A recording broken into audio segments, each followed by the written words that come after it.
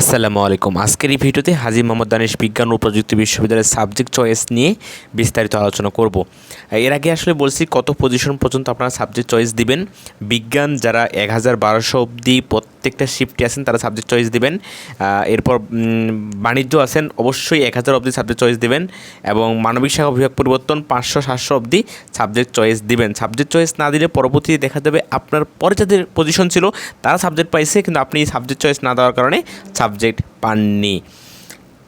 একটু আলোচনা করা যাক এই ইউনিটের সাবজেক্ট চয়েস আপনি কিভাবে দিবেন। এই ইউনিটে আপনারা কৃষি, ডিভিএম, ফিশারিজ এই সিরিয়াল অনুযায়ী আপনি সাবজেক্ট চয়েস দিতে পারেন। কেউ চাইলে ডিভিএমকে আগে এবং কৃষিকে পরে, অথবা কৃষিকে আগে ডিভিএমকে পরে দিতে পারেন। এটা আসলে আপনার জীবনের লক্ষ্যের উপর নির্ভর করবে, আপনি কৃষি নিয়ে পড়তে চান নাকি ডিভিএম নিয়ে পড়তে চান, এটার উপর নির্ভর করবে। সো আপনাদের সুবিধা মতো কৃষি ডিভিএম অথবা ডিভিএম কৃষি ফিশারিজ এইভাবে সাবজেক্ট চয়েস দিবেন। এরপরে আসি আপনার বি ইউনিট। এই ইঞ্জিনিয়ারিং এবং বিজ্ঞান অনুষদে অনেকেই ঝামেলা হচ্ছে যে আপনারা আসলে সাবজেক্ট চয়েসটা কীভাবে দিবেন। এই জায়গায় আপনারা প্রথমের দিকে দিতে পারেন কম্পিউটার সায়েন্স অ্যান্ড ইঞ্জিনিয়ারিং, দ্বিতীয় হচ্ছে ত্রিপলি, এরপর হচ্ছে ইলেকট্রনিক্স অ্যান্ড কমিউনিকেশন ইঞ্জিনিয়ারিং অর্থাৎ ইসিই, এরপর মেকানিক্যাল ইঞ্জিনিয়ারিং, এরপর ফুড প্রসেসিং, এবং হচ্ছে এগ্রিকালচার ইকোনমিক্স, এরপর সিভিল।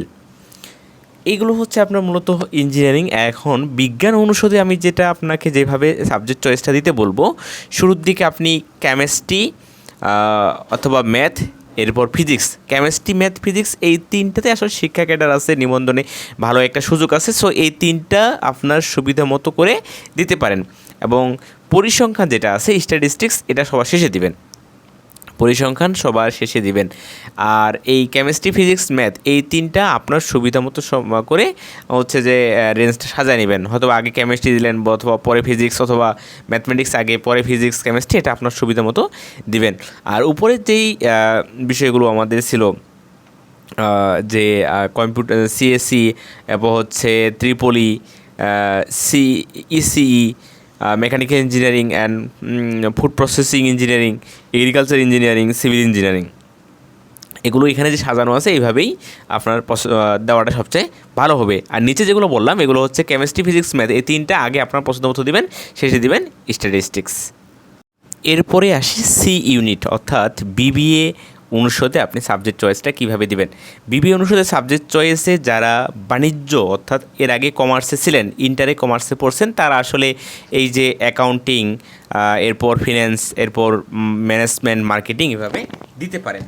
তবে আমি যদি আমার ক্যাম্পাসের অভ্যন্তরীণ বিষয়গুলোতে এই মুহূর্তে বলি, আপনার সবগুলো সাবজেক্টই আসলে এই জায়গায় ভালো, মানে হচ্ছে যে মানে কোনটা খারাপ এটা আসলে এক বাক্যে তুলনা করার কোনো সুযোগ নেই, সবগুলো ডিপার্টমেন্টই খুব ভালো।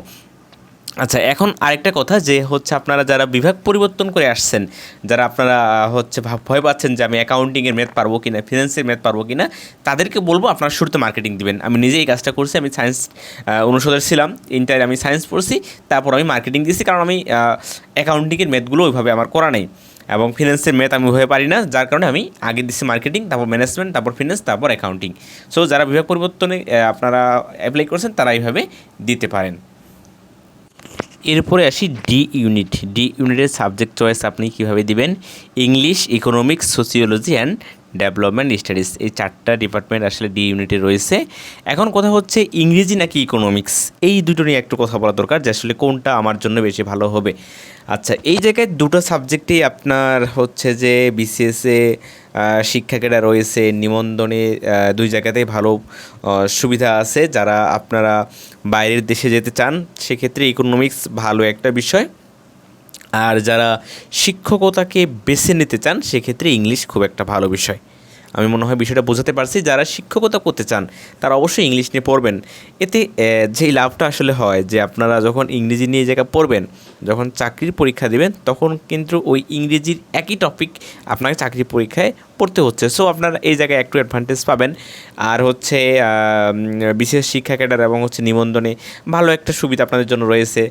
সাপোজ মনে করেন আপনি প্রভাষক হলেন কোনো একটা কলেজের, এবং হচ্ছে ইংরেজিতে পড়লে হচ্ছে যে আপনি টিউশন করাতে পারবেন অনেক বেশি, একটা ভালো মার্কেট এই জায়গায় রয়েছে। যাদের শিক্ষকতা পেশা তারা হচ্ছে ইংলিশ নেবেন, আর যারা বাইরে যাওয়ার ইচ্ছা সেক্ষেত্রে আপনি হচ্ছে ইকোনমিক্স নিতে পারেন। আর বাকি হচ্ছে English, economics, sociology and development studies. এই হচ্ছে আপনার বিভিন্ন অনুষদের সাবজেক্ট চয়েস দেওয়ার ক্রমধারা। আর যারা একাধিক ইউনিটে নিশ্চিত চান্স হয়ে গেছে যে আপনার এ এবং বি দুটাতেই হয়েছে, যেটাতে আপনার পড়ার ইচ্ছা সেটা দিবেন, আরেকটা ইউনিট হুদাই দেওয়ার দরকার নাই। অন্যজন সাবজেক্টটা পাক, অন্যজনের সাবজেক্টটা ধরে রেখে কোনো লাভ নাই। আশা করি আপনাদেরকে বোঝাতে পেরেছি। সকলের জন্য শুভকামনা রইল। দেখা হবে লাল ইটের সাম্রাজ্যে, হাজী মোহাম্মদ দানিশ বিজ্ঞান ও প্রযুক্তি বিশ্ববিদ্যালয়ে। ধন্যবাদ সবাইকে।